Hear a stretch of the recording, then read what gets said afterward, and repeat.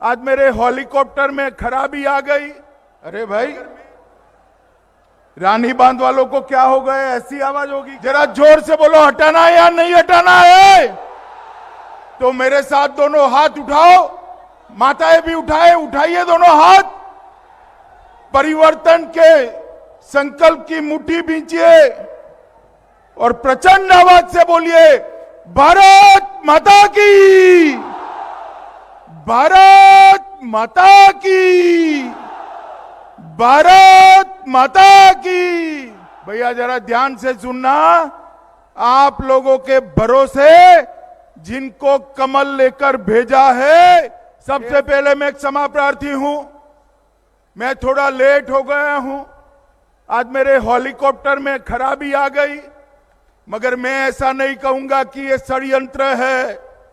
मैं ऐसा नहीं कहूंगा, ये हेलीकॉप्टर बिगड़ जाता है भाई, बिगड़ गया, मैं लेट हो गया, इसलिए पार्टी की ओर से और मेरी ओर से आपकी क्षमा प्रार्थना करता हूं। मित्रों, आज हम यहां एकत्रित हुए हैं, आने वाले दिनों में यहां पर चुनाव होने जा रहा है। आपका एक वोट ये तय करने वाला है, ये महान पश्चिम बंगाल के अंदर 5 साल तक किस पार्टी की सरकार चलेगी, ये आप तय करने वाले हैं। 2 विकल्प है, एक और 10 साल से जिन्होंने शासन किया वो ममता दीदी है, जिन्होंने आदिवासियों के अधिकार देने में भी कटमनी मांगा है। कटमनी मांगा है या नहीं मांगा है? बोलिए, मांगा है नहीं मांगा है? वन पत्र अधिकार देने में कटमनी देना पड़ता है ना भाई, पड़ता है नहीं पड़ता है? और दूसरी ओर मोदी जी के नेतृत्व में भारतीय जनता पार्टी है। मित्रों, बंगाल की जनता ने बड़े चाव से कम्युनिस्टों को हटाकर तृणमूल कांग्रेस को लाया था। उनको लगता था कि ममता दीदी आएगी और मां, माटी और मानुष की सरकार देगी। उनको लगता था हमारी परेशानियों का अंत आ जाएगा। उनको लगता था कि राजनीतिक हिंसा बंद हो जाएगी, मगर यहां तृणमूल शासन में उल्टा हो गया, भ्रष्टाचार आ गया। कम्युनिस्ट को भी अच्छा कहलाने लगे।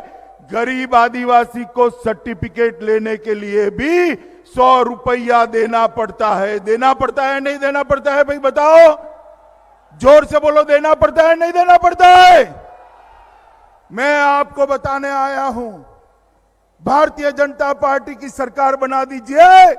कोई आदिवासी माता को, बहन को, कोई आदिवासी भाई को अपना सर्टिफिकेट लेने के लिए 100 रुपया नहीं देना पड़ेगा। आपके घर पर अधिकारी सर्टिफिकेट देंगे। कुछ भी करना हो, भ्रष्टाचार के बगैर होता नहीं। सिंडिकेट बनाई है, कट मनी लिया जाता है। अरे ये तो छोड़िए, अम्फान के अंदर जो मदद मोदी जी ने भेजी थी उसको भी तृणमूल कांग्रेस के गुंडे खा गए। और स्थिति यहां तक हुई कि हाई कोर्ट ने ऑर्डर करना पड़ा कि अम्फान के अंदर जो भ्रष्टाचार हुआ है, केग उसकी जांच करे, और केग जांच कर रही है। मित्रों, गरीबों के लिए जो चावल मोदी जी भेजते हैं, चावल गरीब के पेट में जाना चाहिए या तृणमूल कांग्रेस के कार्यकर्ताओं के हाथ में जाइए? बताइए कहां जाना है? आदिवासी माताओं के घर में चावल पहुंचाना होता है। वो चावल बाजार में बिकता है। टोल मनी हर जगह, चाहे कोयला हो टोल मनी, चाहे बंदर हो, पोर्ट हो टोल मनी, आदिवासियों की वन उपज खरीदनी हो टोल मनी। ये टोल मनी का जो शासन है उसको बंगाल की जनता को बदलना पड़ेगा। और मित्रों, मैं बड़े दर्द के साथ आज आपको एक बात कहना चाहता हूं। बंगाल के अंदर हम आशा करते थे कि कम्युनिस्ट शासन जाने के साथ ही बंगाल से राजनीतिक हिंसा समाप्त हो जाएगी, मगर ये तो कम्युनिस्टों को भी अच्छा कहलाने वाला शासन निकला। राजनीतिक हिंसा बढ़ गई है। 120 से ज्यादा, 130 से ज्यादा, माफ करना 130 से ज्यादा भारतीय जनता पार्टी के कार्यकर्ता मार दिए हैं। यहां पर भी हमारे 2 कार्यकर्ता को मार दिया है। मित्रों, अभी अभी मैं देख रहा हूं ममता जी के पैर में चोट आई, देखा है ना आपने, चोट आई है।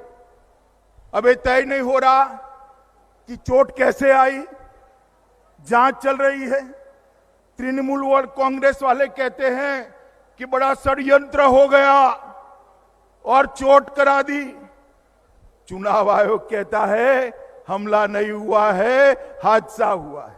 भगवान जाने सच कौन है।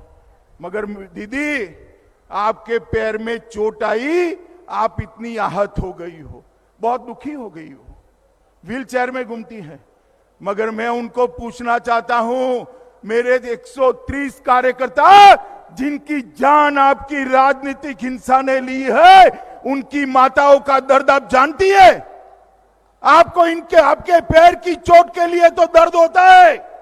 130 कार्यकर्ता मारे गए हैं, इनकी माताओं का दर्द आप नहीं जानती है।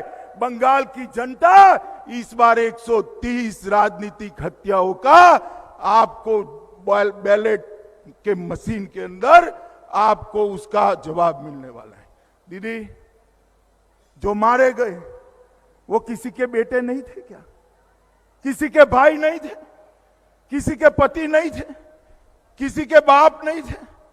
और मरते वक्त उनको दर्द नहीं हुआ होता? मैं तो ईश्वर से प्रार्थना करता हूं आप जल्दी अच्छी हो जाएं। मगर अच्छा होता कि 130 लोगों के लिए भी आपके दिल में थोड़ा दर्द होता। मित्रों, बंगाल की रेवेन्यू, कोयला चोरी हो रही है, गौ माता की तस्करी हो रही, घुसपैठ हो रही है। आप मुझे बताओ, बंगाल में घुसपैठ रोकनी चाहिए या नहीं रोकनी चाहिए? जोर से बोलो, रोकनी चाहिए या नहीं रोकनी चाहिए? क्या आप मानते हैं, क्या आप मानते हैं कि तृणमूल कांग्रेस की सरकार घुसपैठ रोक पाएगी? मानते हैं क्या? जोर से बोलिए, मानते हैं क्या? तो मित्रों, जो सरकार घुसपैठ न रोक पाए वो सरकार का कोई काम नहीं है। मित्रों, एक जमाने में बंगाल 25% से ज्यादा जीडीपी कंट्रीब्यूट करता था, आज वो एकदम नीचे आ गया है। ये बंगाल को मोदी जी ने वादा किया है ब्रिगेड मैदान पर कि हम बंगाल को सोनार बांग्ला बनाएंगे, हमारे आदिवासी भाइयों बहनों को अन्य राज्यों की तरह विकसित घरों में रहने का मौका देंगे।